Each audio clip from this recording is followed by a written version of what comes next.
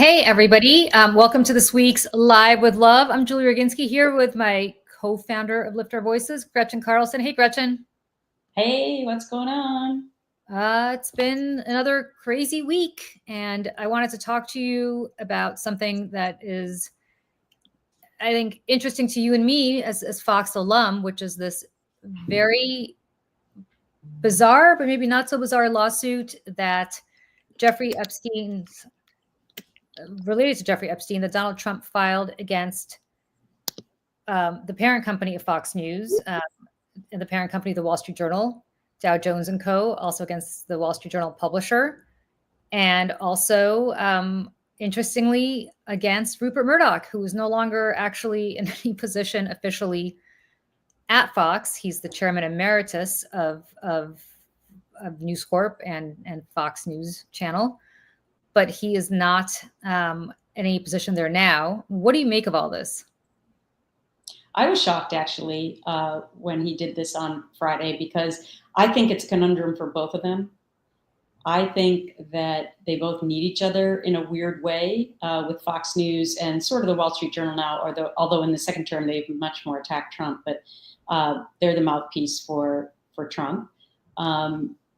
And so but I think it's a conundrum for Trump too, because Murdoch could decide to suddenly unleash Fox News to be covering all of these stories that they haven't, like Epstein and others. And that would be, problematic for Trump. I think Rupert Murdoch likes to tweak Trump, because I know for a fact that Trump was not Fox's pick as the nominee for 2016 or 2024. Or 2020 for that matter, although he was the incumbent president. And so I think Murdoch likes to tweak him. And I think they've been doing that in the second presidency with the Wall Street Journal as the mouthpiece of doing that. So I think it's a conundrum for both of them. I don't think you agree with me, though. I don't. I think Trump kind of holds all the cards here, because if you remember when Fox went a little bit crazy on Trump in 2020 and said that, oh, maybe he didn't actually win this election. If you remember, he just unleashed on them. And what he effectively did is say that it didn't really matter, because he was going to tell everybody to watch OAN, or he was going to tell everybody to watch other kind of Trumpy related networks, and Fox's ratings dropped. I mean, a lot of Trump people, MAGA people, just stopped watching Fox. But the biggest thing that Trump has going for him now that he didn't have going for him back in 2020 is he controls the FCC. He controls the levers of government. He can tell the FCC to strip the Fox news stations or the Fox local stations of their licenses. I mean, he can really make Murdoch's life hell if he wanted to, and use the government to do that. And we know he's got that in him to do it. And so I think the way this ends is the Wall Street Journal runs its story. It's interesting that they haven't produced the notebook. They clearly have it. Otherwise, they would never run that story. I cannot imagine Emma Tucker, the executive editor of the Wall Street Journal, ever allowing that story to run without having the evidence in hand. They have not produced it. And the reason I think they haven't produced it is because they are not holding it in abeyance so much as saying to Trump, well, if you don't pursue this, we will not release it. And the way this is probably going to end is the same way it ended with CBS, with Paramount, and with ABC, with Disney. There's going to be a settlement. It's not that the Wall Street Journal will acknowledge any wrongdoing or Dow Jones will acknowledge any wrongdoing, but I think ultimately there's going to be a settlement. They'll give him $15 million for his presidential library, and life will go on, right? And I think there's a chance that doesn't happen. By the way, that's the complete end of journalism, because then I mean, and I know this is the slippery slope. Any story that Trump doesn't like, he's just going to file a lawsuit, and then this is just going to become the norm, that these companies are just going to pay them out, or maybe not. I don't know, but it is the end of journalism if this starts happening repeatedly. The one reason why I think this might be different, let me just go with this for a second, is because the Epstein story, who would have ever thunk that the Epstein story would be the one that would suddenly fracture MAGA and suddenly put us in this situation where now we have left the political realm and now it's into pop culture. So now this story has become intriguing to people who don't normally follow politics like you and I do every day, and a very small percentage of the American public does, right? Now it's out there. Like, I thought there was a poll out yesterday, 80 to 90% of the American people want more information about the Epstein files, right? So you can't put that genie back in the bottle. So could it be that if Murdoch unleashes Fox News to start covering this, and really covering it, and talking about what's in all of this, and if Trump is implicated, who knows? So far, not. Could he, first of all, would they actually lose viewers? Because MAGA would be interested in hearing what Fox had to say about it, right? And if a few of them push over to OAN or Newsmax, I mean, those two entities have never, I know they picked up ratings after the election when Fox called it for Biden, but would they really ever take over Fox? And this is a lot more serious situation than even back then. The answer, I think the answer is yes, because I think this would be it would be kind of mutually assured destruction if they did this. It would be awful for Trump if Fox suddenly went wall to wall with this. It would also be awful for Fox because they would lose viewers. If they lost it after 2020, they'd lose viewers now. And then the real question is, what does somebody like a Sean Hannity do? Somebody who's so deeply entrenched with Trump, is he suddenly going to listen to the Murdochs and say, oh, now I got to start covering Epstein? I mean, do they start doing that? Or is there a rebellion among some of these more MAGA inclined people within Fox News to say, we're not going to do it. And if you guys want to fire us, go right ahead, but we're not doing it.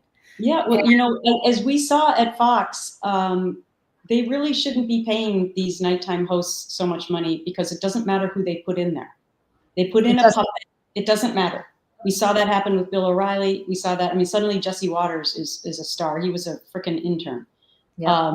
I mean, it doesn't matter. And I always said that you could just put a blow-up doll into the seat, and as long as it spewed the messaging and fed the red meat, it wouldn't matter. So maybe this changes the entire landscape of Fox. I mean, I don't know. We're way out on a limb right now. I don't know. I mean, the show to watch, Gretchen, ironically, is your old show. It's Fox and Friends, because that's the show that, I don't know that people realize this, but I mean, you know this better than anybody else. That's the show that sets the template for the rest of the day, every single day, not just because of where it happens to be in the lineup, but because that's where the narrative comes down.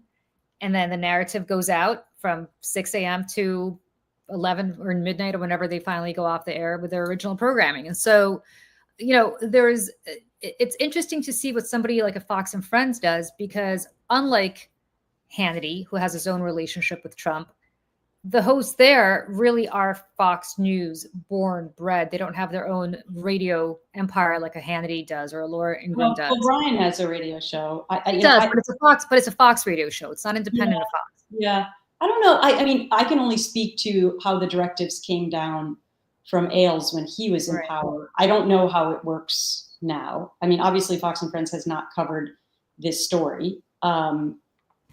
So I don't know. I mean, and it's always been the case where Bret Baier's show at 6 o'clock was a slightly more even keeled. And I think that's the only show that's really mentioned this as far as what's going on with it. He golfs with Trump. He's personal friends with Trump. He lives down in Palm Beach. He golfs with Trump. I mean, we'll see how far he goes too. Well, I think this is just a fascinating turn of events, because back to what I said originally, I think that it's a conundrum for both of them. And I'd love to be a fly on the wall to hear what Murdoch and Lachlan are talking about, because they're actually having strategy conversations. I don't think Trump's not having any strategy about this. Oh, I bet you that there's probably a division there, I would think. I mean, again, we're so out on a limb here, I have no clue. But Rupert Murdoch fundamentally is a tabloid guy. He's fundamentally a newspaper man. This is like the Epstein story is just the wet dream of every single story that Rupert Murdoch has ever done. I mean, this is exactly what the Sun and the Daily Mail and the New York Post and all of these stories have been, newspapers would have been all over if this involved anybody other than Donald Trump. I mean, the New York Post has said nary a word about this, which is fascinating, because this is just completely so up Rupert Murdoch's alley. On the other hand, Lachlan has a business to run. And he understands that this is probably suicidal for businesses, suicidal for the business, suicidal for the network, which is the cash cow. I mean, don't forget, the newspapers are losing money. Where the money comes from is Fox News. And Trump knows that. And Trump knows that. And Trump's FCC is just, has all the power to do this. And they've proven they can. I mean, look, they held up as much as the Ellisons have been really close to Trump, as much as they've been currying favor with him all these years. The FCC, at Trump's behest, I assume, held up approval of the merger between Paramount and Skydance and said publicly that this was only going to happen once they resolved the lawsuit. And that's the lawsuit against 60 Minutes, I should say. That's huge. I mean, you're literally having the FCC admit that until the president gets a payoff, they will not approve a business merger. If they're doing that to Larry Ellison and his son, why in the world wouldn't they do that to Rupert Murdoch and his son? To make them bend the knee, to make the Murdochs finally understand, and I think this has always galled Trump, that Rupert Murdoch has consistently made it clear Trump wasn't, as you said, his choice in 2016 wasn't his choice this time around, to make it clear that it's Murdoch who has to bend the knee, that they're not equal, that Murdoch can screw around, that Donald Trump can own Rupert Murdoch anytime he wants. And I think this is the way he's going to prove it. Well, then why would Murdoch sign off on this story? Why would Murdoch have been allowing the Wall Street Journal op-ed board to write a plethora of op-eds that are taking on Trump in the last 6 months? Why would he go down that path if everything you're saying, if he's scared of potential Trump power against him with the FCC? I don't think he thought that Trump was going to come after him personally. And I don't think he assumed, after everything that Fox and the New York Post have done for Trump, that Trump would be crazy enough to bite the hand that has fed him all these years. And I think that's a huge miscalculation. I also think the Wall Street Journal would have rebelled. I mean, it's a real newspaper with real journalists. Emma Tucker is a real executive editor. The people who wrote that story are incredible reporters. And for Murdoch to have stepped in and killed that story, I think you would have seen mass resignations at the Wall Street Journal. It would have destroyed the crown jewel of his newspaper empire if he had killed that story. I also think there's a reason why the person that handed over that evidence, I think they chose the Wall Street Journal on purpose. I also think that was part of this whole process to stick it in the eye to Trump to have the exclusive come out in the conservative-leaning newspaper. So there's a lot of twists and turns here. I'm not so sure that Rupert and Lachlan would come to the same, as you said, conclusion of what to do about it. But I'm going to give Rupert more credit in having something up his sleeve to outsmart Trump on this. You know what? That's what everybody thought about Dominion, and then it almost cost Donald Trump. The one thing that's interesting about Rupert is Donald Trump cost Rupert nearly $1 billion because of that nonsense Dominion lawsuit. The lawsuit was not nonsense because that wasn't Trump's fault. That was Fox's fault and the journalists' fault for going with that story. They had to, because Trump was telling people right after 2020 this election was stolen. And Fox is not agreeing with me, so go watch OAN or go watch Newsmax. And they were starting to lose viewers. And so they could have just said the election was stolen. They didn't have to blame it on Dominion. 1,000%. But they had to kiss the ring and prove to Trump that they were good boys and girls, and they had to come back to the table and make him happy. And they overplayed their hand, and Rupert understands they overplayed their hand. And at the end, Donald Trump has made a tremendous amount of money for Rupert Murdoch in so much as that he's been gold mine for ratings. On the other hand, he's also cost him almost $1 billion. And so I'm sure there's not much love lost there.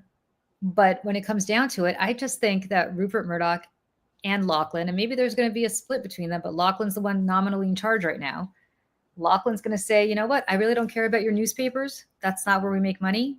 They want to go into streaming. They want to go into all sorts of things that are just newspapers or, old hat. It's not the way to make money. Don't care about the Wall Street Journal. Don't care about the New York Post. but we got to keep Fox around, and we cannot have this guy come back. Okay, two other things to throw into the pot. Number one, the first thing that's going to happen if this lawsuit moves forward is Trump is going to be deposed. He will never be deposed on this. He's putting out on his social media that he can hardly wait for Rupert to be deposed. Didn't Rupert sit for a deposition for Dominion? I'm trying to remember because he did, and apparently that was going to be that they'd settle before that. So they went so far as to sit for depositions, which normally is when things settle because you never want to put your top executives out there for those kinds of questions. So the first thing is that Rupert, I don't think minds being deposed in this after, I know reporters who covered that case really well. Rupert was not well during that deposition. He did not come across well. He showed his age. I don't know that Fox would want to put, or Dow Jones or anybody would want to put Rupert Murdoch through that again 2 or 3 years down the road where he's even older and frailer. Yeah, but they definitely would want to put Trump through it. So Trump has more to lose in the deposition than Murdoch does. So that's my first point. The second thing is, Rupert and Lachlan lost that whole family battle situation about taking away the power from the other siblings. So Fox News may not be what Fox News is anymore once Rupert dies. I mean, you've got 3 other siblings who are going to potentially have the power to overpower Lachlan and change what Fox News is. So that's not that far into the future. Well, we don't know, right? We don't know what Rupert's health is. His mother lived to be 100 and something years old. I don't remember how old he is, but I think he's in his early 94.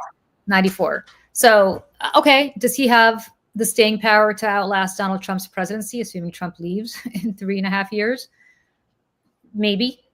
I think they're not thinking about how this is going to go after Rupert is dead. I think they're thinking, what do we do to take care of the situation sooner rather than later? And, it's interesting. You and I disagree on this. I think Disney or ABC settled right before depositions. I think Dow Jones is going to settle right before depositions. And I think the way they're going to settle is it's going to be a rounding error. They're going to pay $15 million, which is the going rate, I guess, for this kind of stuff. And no harm, no foul, another $1 million for Trump's lawyers. And that's that. And every story that Trump doesn't like, he's going to sue, and everyone's going to that is the end of journalism, which is a whole different conversation. I know many people are already saying because Meta, Twitter, CBS, and ABC already caved that it's already the end of journalism.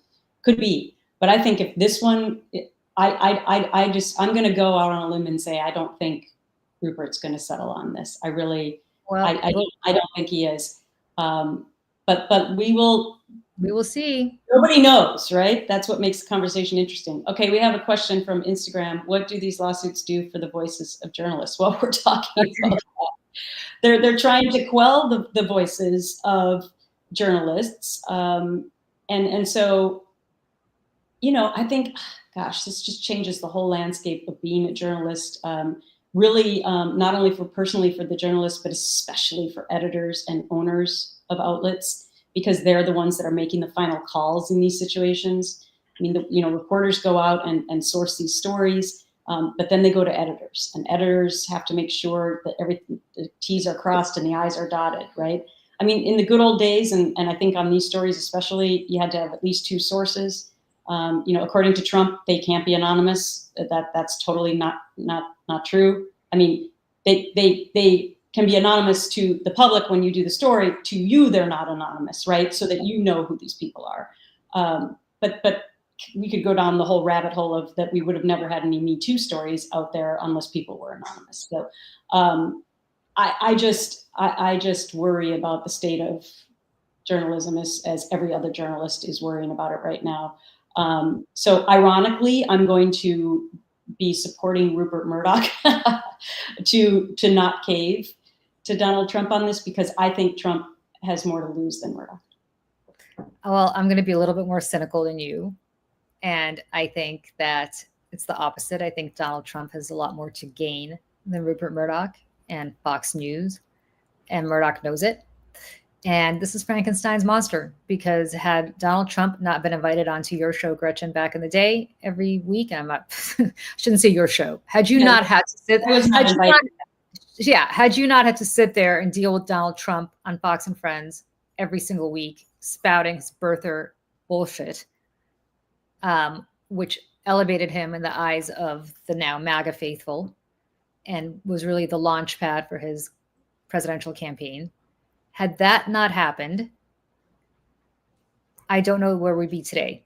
So in some sense, this is the kind of crazy poetic justice that you can't even, I mean, like the best author in the world couldn't come up with this twist. This is just an incredible twist. But and I'll add another twist in there. We all remember that our alleged perpetrator, Roger Ailes, died in 2017. If we think back to the inner workings of what we can talk about at Fox, which isn't much, we all know that a lot of people were scared of Ailes, not just us. I mean, Trump to a certain degree knew that Ailes held power over him. The only thing that I would like to see Roger Ailes for ever again in life would be to see how he would have handled this. Because I'm not so sure that we would be in this situation that we're in. I don't want to give him any credit for anything in life, but I think it would be fascinating from a political point of view to see what would have happened if Ailes was still living and running Fox when Trump was president. Here's the one thing that was interesting. Well, many things that were interesting about Roger Ailes, not always good, but here's the one thing about Roger Ailes that people probably know if they know anything about him, which is that nobody was bigger than the network. And the reason the Five was created, which Roger Ailes told me repeatedly when I used to be on that show and he used to dangle it out in front of me, was that the reason he created the Five after Glenn Beck left or was fired, I don't know what happened to Glenn Beck. I don't know if he was fired, but after these parted ways, was because he could take any 5 random people off the street and put them in those chairs and make them stars. And the message was to everybody else that you're not bigger than me and you're not bigger than this network. I can make you and I can break you. And that applied to everybody. It didn't matter if you were Bill O'Reilly, and it didn't matter if you were Sean Hannity, and it doesn't matter who you were. He could do it. And he's right to some extent, because as you said, Bill O'Reilly left and they put Tucker Carlson in, who did even better. And then Tucker left and they put in Jesse Waters. He's doing fine. And then once Jesse says something that'll be a bridge too far, even for Fox News viewers, they'll put, the next intern in and that guy will do well too. So Roger Ailes would never have allowed Donald Trump to become bigger than the network, even if he was president of the United States, because remember, presidents used to go and kiss the ring.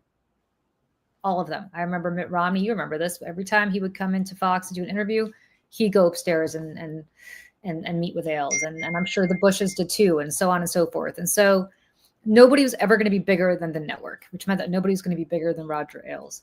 And Donald Trump has become bigger than the network. And we see that now. That's the whole point of what I guess I'm saying, is that he is so much bigger than the network that he can destroy the network if he so chooses. I do not know, as you said, if Roger Ailes were still alive, that he ever would have allowed Trump to get this big. But the people who took over for him are not particularly clever when it comes to this kind of stuff. And all they care about is keeping their jobs. They don't have a long view the way that he did. So they allowed the inmates to start running the asylum. And that is exactly what is happening right now. Yep. I mean, I think it's described as rudderless. I've described it that way before. Again, we're not giving Ailes any credit in life, but it would be interesting to see how this would have transformed, because I completely agree with you on where we would be in all of this. Well, I guess we'll just have to wait and see, because now Trump is saying that his DOG is going to go down and interview Ghislaine Maxwell, and I'm sure that'll come out exactly as they want it to. Oh, God. If you're Ghislaine Maxwell, can I give you my conspiracy theory on what happened with this Wall Street Journal story? Now you have conspiracy theories? It's not a conspiracy theory. This is an educated guess. This is an educated guess about what happened. I think this notebook came from Ghislaine Maxwell. I think Ghislaine Maxwell, and you and I talked about this, but Ghislaine Maxwell waited to file that appeal to the Supreme Court until after Trump won, because I think she was convinced he was going to pardon her because she knows what she knows. And ultimately, when that didn't happen, she handed that notebook over to, I have no evidence to back this up. This is my total educated guess here, / conspiracy theory. She handed that notebook over to the Journal because she knows that would get Trump's attention. And then people close to her leak a story the last couple of days saying that she is documenting everything very carefully, that if anything happens to her, everything's down in writing and she's giving it to people so that people know exactly what happened. She's not forgotten anything. That is a message for an audience of one. And that audience of one has suddenly sent his deputy attorney general to go and talk to her. And suddenly, why would you talk to her? Why would you talk to a convicted child sex trafficker? Why? I know. What's the point of somebody of Todd Blanche's stature speak to Ghislaine Maxwell? Well, let me throw out being devil's advocate again. Okay.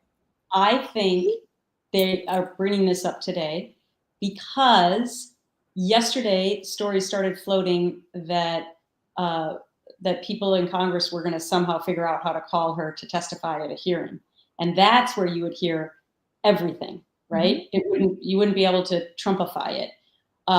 So I think that's how they came up with this. Imagine if they were actually spending time running the government.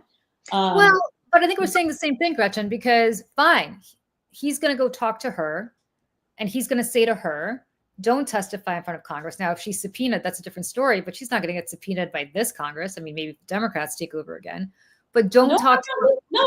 Look, in the House, they got 11 Republicans who want to release all the evidence. They want to release the evidence, but they're not going to subpoena her to testify, right? Releasing the evidence is different, and it's not binding. It's a non-binding resolution. So, okay, you're on record saying we should release, and the DOJ is going to say, oh, we can't because of the yada yada. So it's not they're going to force anybody's hand. Yeah, but that at their own peril. At their own peril, because that's not going to satisfy the base and now 90% of the American public that wants more information about this story. This has been the worst crisis PR situation in the history of one of them. Well, let me put my crisis PR hat on here to tell you what I think they're doing. He's going to go meet with Ghislaine Maxwell, and he's going to send a message to Ghislaine Maxwell. Hey, Ghislaine, is there? I don't know. Hypothetically, I have no evidence of this either. Is there a Bill Clinton in your life? Is there a high-profile Democrat somewhere that was involved in your stuff? Maybe you should give that person up.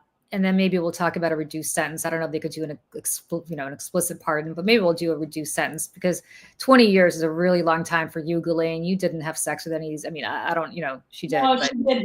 No, the allegation. But see, my point is she did, but they're going to make it be like she was a victim of Epstein too. She was brainwashed. And ultimately what's going to end up happening is that whatever's in there is obviously so bad that they would rather take the hit of giving her a reduced sentence and saying she served her time, she's been through enough, let her go serve home confinement or wherever they want to send her, or just give her an outright pardon. If she gives up, some Democrat who will then be the shiny object, and MAGA will say, we knew it. Now at that point, if you are a survivor of Epstein, and you are somebody who knows much more because you were trafficked to people that Trump may not want disclosed out there, do you finally say, you know what, if they're doing this to this woman that did this to us, who found us, who groomed us, who trafficked us, who had sex with us, who told us to have sex with Jeffrey Epstein and all these other men, we're going to finally speak up. Like, the one thing that I think they're not counting on is that a lot of these survivors have been silent so far. And look, they have the fear of God in them because the most prolific survivor who did speak up, Virginia Giuffre, is dead by her own hand. But obviously this had, I think by her own hand, but this obviously had some effect on her. So I don't think they want to be dragged through the mud. But on the other hand, are they really going to be silent if this administration gives a sweetheart deal to the woman who did this to them, the last person remaining who they can hold accountable for Jeffrey Epstein's crimes since he's now dead? I don't know. That's a good question. Yeah, and by the way, we're not even saying that Trump is anywhere mentioned in any of these millions of pages of documents. I we got to go, but I also think there may be something else in there that has nothing to do with what we think it is. That may be the reason why. It just none of it makes sense from the crisis PR. Why would you let your main people go out there and talk about this and say, we're going to release everything, and not put a kibosh on that if you didn't want to release it now? It makes absolutely no sense. We don't know what we don't know. Maybe he brought in Dan Bongino and Kash Patel into the administration so he could bring them to heel so they wouldn't be going out there as the main people on podcasts trashing them, trashing the Epstein thing. I mean, maybe one way to do this is to bring them into the tent. And yeah, but then you wouldn't have. But then you would have said to them, if he has so much power, stop talking about Epstein.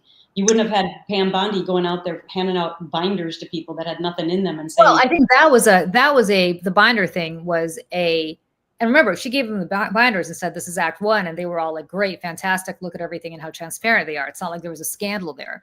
I think it's that she had a huge unforced error. She like put her foot in it.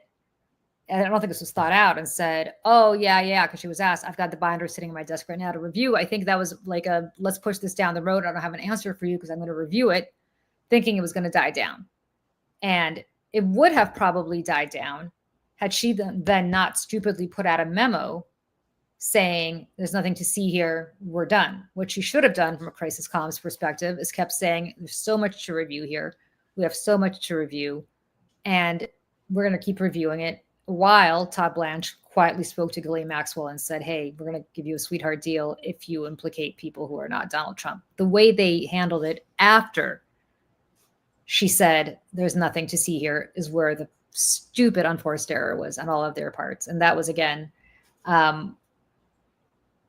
just a complete huge cell phone, which I can't believe they did.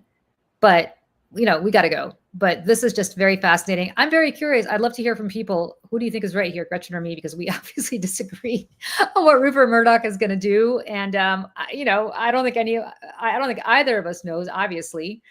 But, and this is, I'm going to throw out one other red herring. Go ahead. And we'll leave it at this. Okay.